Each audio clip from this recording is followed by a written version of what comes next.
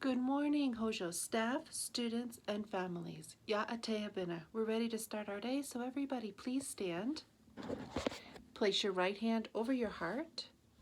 Our voices are off and bodies are still. Our eyes are on the flag. I pledge allegiance to the flag of the United States of America and to the republic for which it stands, one nation, under God, indivisible, with liberty and justice for all.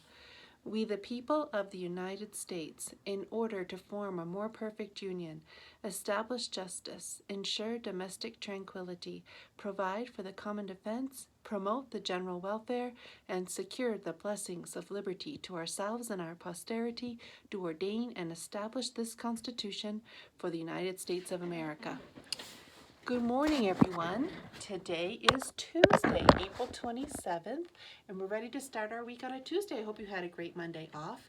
So this week we have a new selection, and this is from an opera, and it is The Barber of Seville, and the name of the piece, the aria, is Figaro.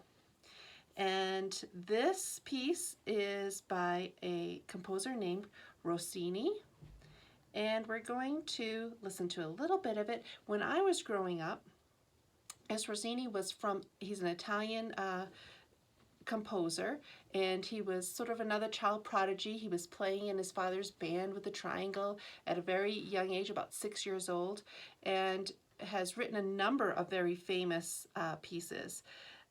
But when I was a child, we could only watch cartoons on Saturday. That was the only time that cartoons ever played on the weekend, was Saturday morning, and I used to watch Bugs Bunny when I was little, and they had The Rabbit of Seville. And so my very first exposure to this piece was through Bugs Bunny when I was a kid. It was on TV, and they did sort of a parody of the opera where Bugs Bunny was playing the role of the Barber of Seville. So this is Rossini's The Barber of Seville, the aria Figaro.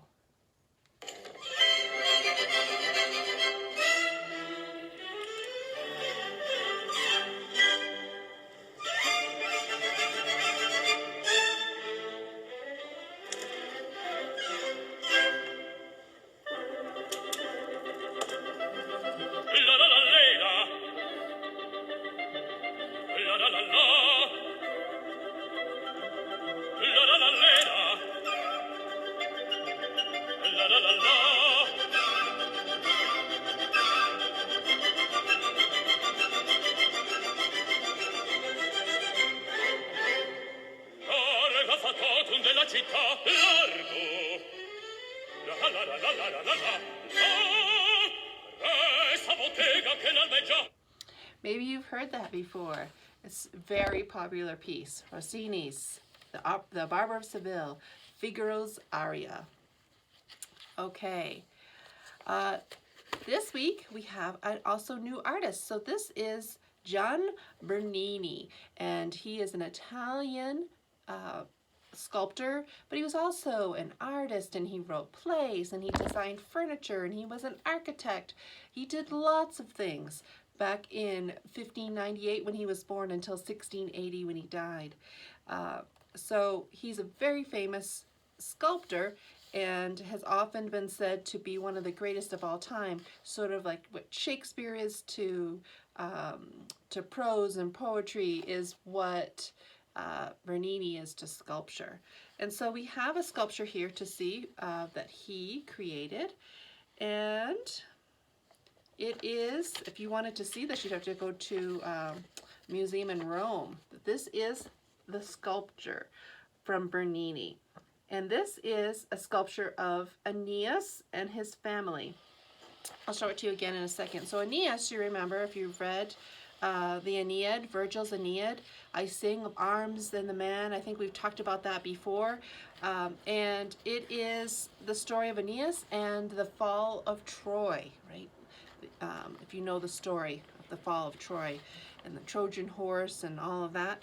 Well, so this is depicting Aeneas leaving the city of Troy with his father on his shoulders, and his father's carrying his ashes of his family from many years ago.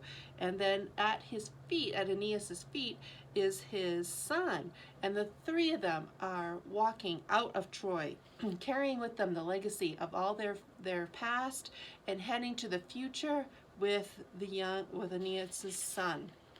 Aeneas, Anchises, and Ascanius. So Anchises is the dad, Ascanius the son, and Aeneas. Again, here is the picture, the sculpture by Bernini of Aeneas, Anchises, and Ascanius leaving the city of Troy. Okay, poetry. Robert Louis Stevenson, we have a poem this week called My Shadow from our first grade selection. And so if you were in first grade, you'd be memorizing this poem. If you've already been in first grade, perhaps you already know it and can say it with me. My shadow. I have a little shadow that goes in and out with me, and what can be the use of him is more than I can see. He's very, very like me, from the heels up to the head, and I see him jump before me when I jump out into my bed. The funniest thing about him is the way he likes to grow. Not at all like proper children, which is always very slow, for he sometimes shoots up taller than an Indian rubber ball, and he sometimes gets so little that there's none of him at all. He hasn't got a notion of how children ought to play, and he can only make a fool of me in every sort of way. He stays so close beside me, he's a coward, you can see. I'd think shame to stick to Nursey as that shadow sticks to me. One morning, very early, before the sun was up, I rose and found the shining dew on every buttercup.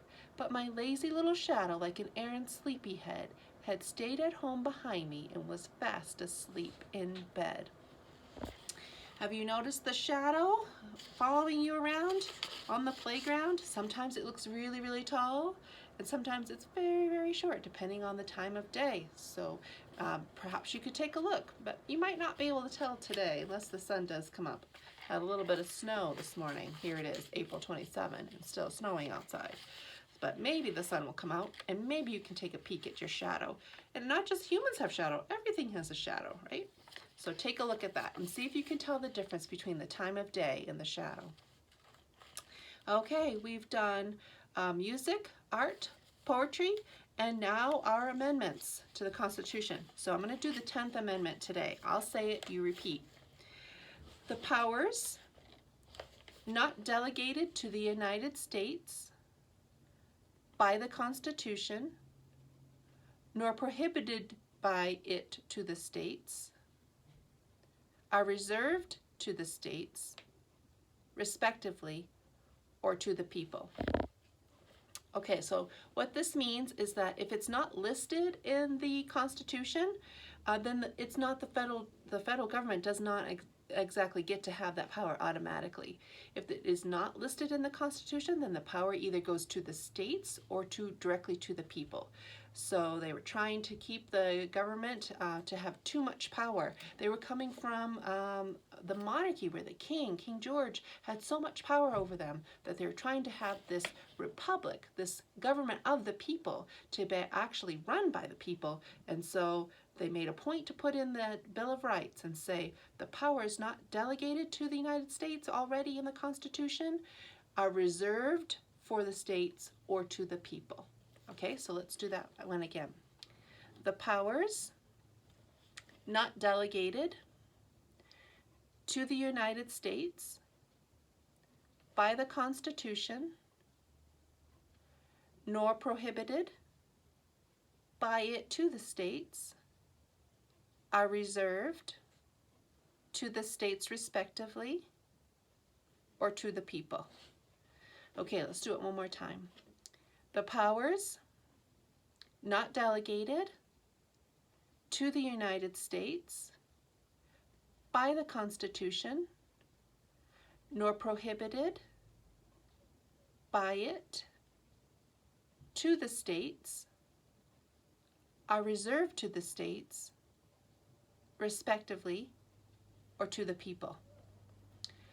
Okay, That one's a little tricky with the wording, but it's a very simple concept. If it's not listed in there, then the power does not belong to the government. It belongs to the people. Okay, so the 9th Amendment, let's work backwards. I'll say it, you repeat, because I know this one's pretty new too as well.